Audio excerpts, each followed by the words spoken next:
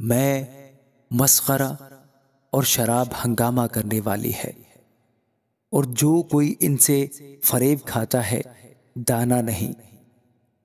بادشاہ کا روب شیر کی گرج کی مانند ہے، جو کوئی اسے غصہ دلاتا ہے اپنی جان سے بدی کرتا ہے۔ جھگڑے سے الگ رہنے میں آدمی کی عزت ہے، لیکن ہر ایک احمق جھگڑتا رہتا ہے۔ کاہل آدمی جاڑے کے باعث ہل نہیں چلاتا، اس لیے فصل کاٹنے کے وقت وہ بھیک مانگے گا اور کچھ نہ پائے گا۔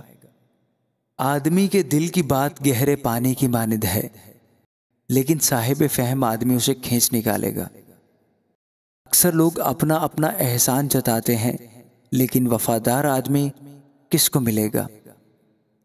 راسترو صادق کے بعد اس کے بیٹے مبارک ہوتے ہیں۔ بادشاہ جو تخت عدالت پر بیٹھا ہے خود دیکھ کر ہر طرح کی بدی کو پھٹکتا ہے۔ کون کہہ سکتا ہے کہ میں نے اپنے دل کو صاف کر لیا ہے اور میں اپنے گناہ سے پاک ہو گیا ہوں؟ دو طرح کے باٹ اور دو طرح کے پیمانے، ان دونوں سے خداوند کو نفرت ہے۔ بچہ بھی اپنی حرکات سے پہچانا جاتا ہے کہ اس کے کام نیک و راست ہیں کہ نہیں۔ سننے والے کان اور دیکھنے والی آنکھ دونوں کو خداوند نے بنایا ہے۔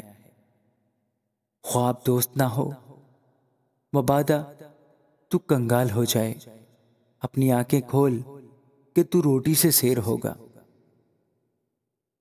خریدار کہتا ہے ردی ہے ردی، لیکن جب چل پڑتا ہے تو فخر کرتا ہے۔ زر و مرجان کی تو کثرت ہے، لیکن بیش بہا سرمایہ علم والے ہونٹ ہیں۔ جو بیگانہ کا ضامن ہو اس کے کپڑے چھین لے، اور جو اجنبی کا ضامن ہو اس سے کچھ گرو رکھ لے۔ دغا کی روٹی آدمی کو میٹھی لگتی ہے، لیکن آخر کو اس کا منہ کنکروں سے بھرا جاتا ہے۔